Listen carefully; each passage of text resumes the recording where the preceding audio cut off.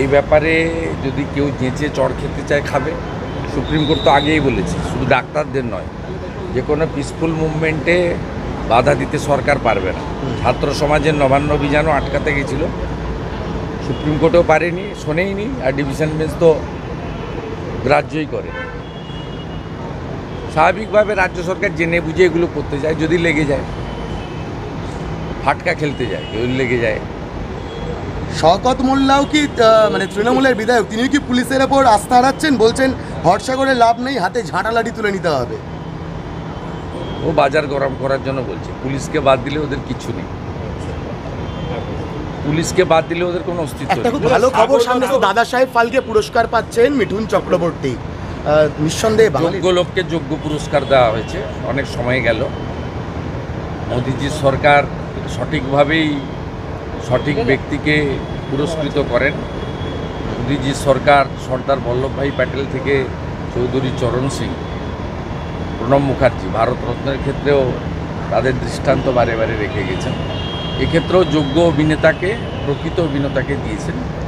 বাংলা বাঙালি হিসেবে যেহেতু তার নামের সঙ্গে মিঠুন চক্রবর্তী এবং তার সঙ্গে কলকাতা বাংলার আত্মিক যোগ রয়েছে, আর তাছাড়াও আমি যে দল করি সেই দলের তিনি একজন অন্যতম বিশিষ্ট শুভচিন্তকও বটে, তাই আমরা গর্বিত, আনন্দ।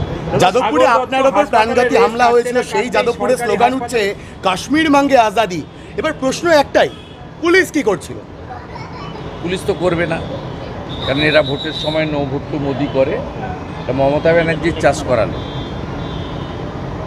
মমতা ব্যানার্জি পশ্চিমবঙ্গে দেশবিরোধী রাষ্ট্রদ্রোহী যারা, তাদেরকে তিনি এখানে লালিত পালিত করে রেখেছেন, এবং এই কাজে তার দলেরও একটা অংশ যুক্ত রয়েছে। আপনি দেখলেন না বিহারের দুটো ছেলেকে যেভাবে কান ধরে উদ্ঘোষ করালো শিলিগুড়িতে। এটা তো সংকীর্ণতা, প্রাদেশিকতা, দেশের মধ্যে আরেকটা দেশ তৈরি করার যে অপচেষ্টা, এটা বহুত্ববাদে বিশ্বাসী ভারতবর্ষের ক্ষেত্রে বেমানান। সাগর দত্তর হাসপাতালে রেস কাটতে না কাটতেই সরকারি হাসপাতালে ফের জুনিয়র ডাক্তারদের নিগ্রহ, এবং এবার ঘটনাস্থল হচ্ছে ন্যাশনাল মেডিকেল কলেজ। কি বলবেন? আমি গতকালই বলেছি, আমার মিছিল ছিল, কর্মসূচি ছিল।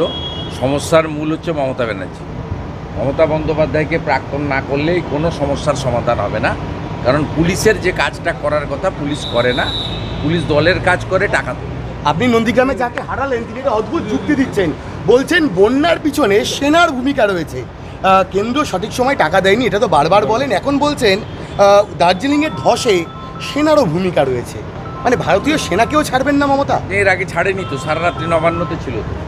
সেনা যখন এখানে একটা সমীক্ষার কাজ করছিল, কত গাড়ি এক্সিট এন্ট্রান্স নেয়, সেই সময় তিনি সারা রাত্রি ধরে নবান্নতে ধর্ণা দিয়েছিলেন যে সেনারা এসেছেন। শুধু তাই নয়, যখন ভারতবর্ষের এয়ারফোর্স স্ট্রাইক করেছিল পাকিস্তানের ভিতরে গিয়ে, তিনি তখন নবান্নর গেটে দাঁড়িয়ে বলেছিলেন মমতা ব্যানার্জি প্রমাণ কোথায়।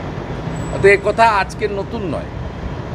যারা রাষ্ট্রপ্রেমী, যারা 26শে জানুয়ারি এবং 15ই আগস্ট দেশমাতৃকার পতাকা তুলেন, বন্দে মাতরম বলেন, জাতীয় সঙ্গীত গান, তাদের মধ্যে কিছু লোক মমতা ব্যানার্জিকে ভোট দেয়, তাদেরকে থিঙ্ক করতে বলবো। 15 মাস পরে পশ্চিমবঙ্গ বিধানসভার নির্বাচন হবে, একে সরান আসল স্বরূপ প্রকাশিত হচ্ছে।